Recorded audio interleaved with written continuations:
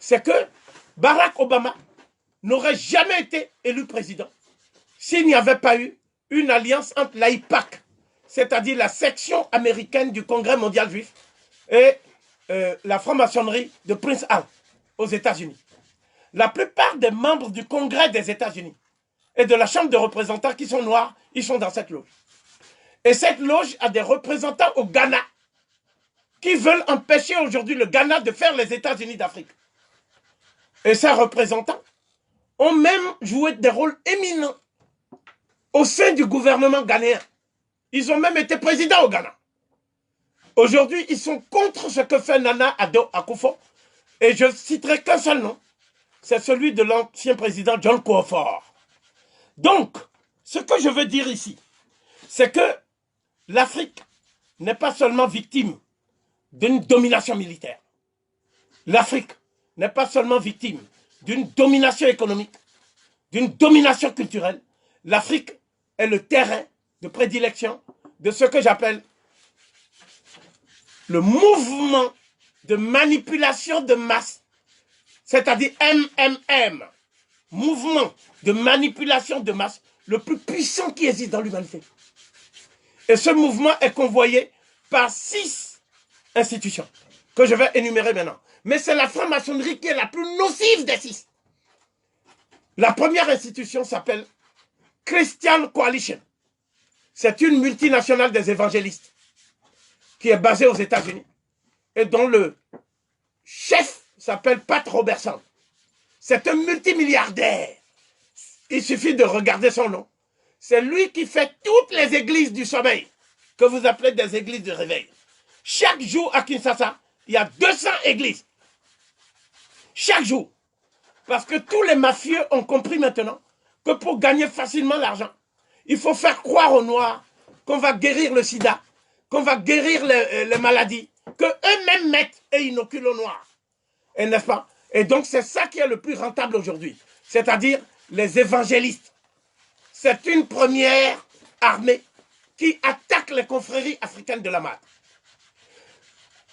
La deuxième, c'est ce qu'on appelle les légions islamistes, wahhabites et salafistes. Et eux, ils sont en train d'infiltrer toute la zone sahélo-sahélienne, depuis la Libye, qui est devenue maintenant un chaos géopolitique.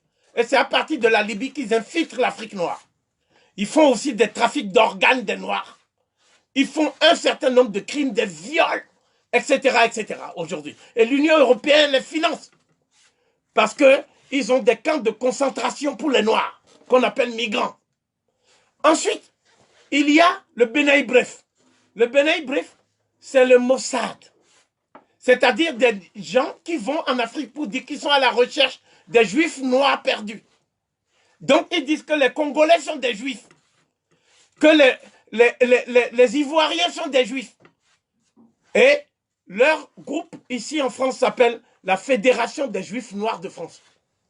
Et cette Fédération des Juifs Noirs de France est membre du CRIF, c'est-à-dire le Conseil représentatif des institutions juives. Donc, il y a les loges maçonniques, dont je vais parler pendant 5 séances. Là, ce n'est que l'introduction générale. Il y a aussi ce qu'on appelle la Rose-Croix à Morque. La Rose-Croix à Morque, c'est encore une autre obédience qui a été fondée par les gens qui ont volé les connaissances des Coptes, qu'on appelle les gnostiques. Ces gens-là, depuis l'Antiquité tardive, ils ont volé les connaissances des Coptes. Et leur grand maître, qui s'appelle le grand maître Bernard, est l'ami personnel de Paul Biya. Et il va chercher des valises de billets au Cameroun chaque fois qu'il a envie d'aller. Donc, au Cameroun, aujourd'hui, le gouvernement camerounais est allié de ces loges. J'attire votre attention sur le fait que ces loges aussi pratiquent l'homosexualité et un certain nombre de déviations sexuelles qu'ils veulent imposer à l'Afrique au nom de la lutte contre l'homophobie. Et ils disent que si les pays africains n'acceptent pas de faire des gay pride et de faire un certain nombre de parades diaboliques, eh bien, ils n'auront plus d'argent.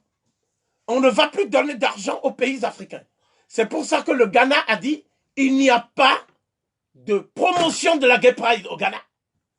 Et le Ghana n'a pas d'argent à prendre auprès du FMI et de la Banque mondiale. Le Ghana est le premier pays africain de l'Afrique subsaharienne qui refuse l'aide et les crédits du FMI et de la Banque mondiale. De manière à ce qu'on puisse appliquer nos propres valeurs de civilisation, qui sont les valeurs qui ont présidé à l'aube de l'humanité. Enfin, il existe aussi des groupes que vous n'avez pas aujourd'hui. Vous ne faites pas attention à ces groupes. Mais ces groupes existent.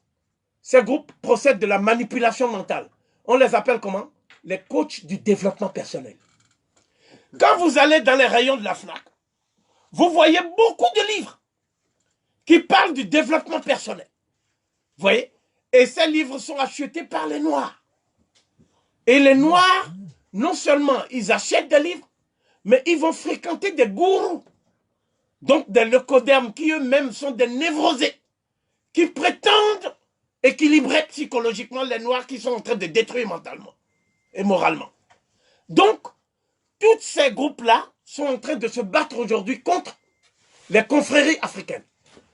Il y a, après la confrérie des docteurs de Léopard, il y a la confrérie des Ogboni du Nigeria, la confrérie d'Ile-Ife, une des plus puissantes de l'Afrique noire. C'est cette confrérie qui est en train de se battre contre Boko Haram et qui a presque vaincu aujourd'hui Boko Haram. Il y a ensuite la confrérie des docteurs de Lyon. Ça, c'est plutôt ce que faisaient les empereurs d'Éthiopie. Parce qu'on voit Ménélique II avec des lions. Oh, il marche avec des lions. Il parle au lion. Il demande au lion de se coucher. Le lion se couche. Il dit au lion de se lever, le lion se lève. Donc, cette puissance, cette emprise sur le monde animal, sur le monde végétal, sur le monde minéral et sur le monde astral,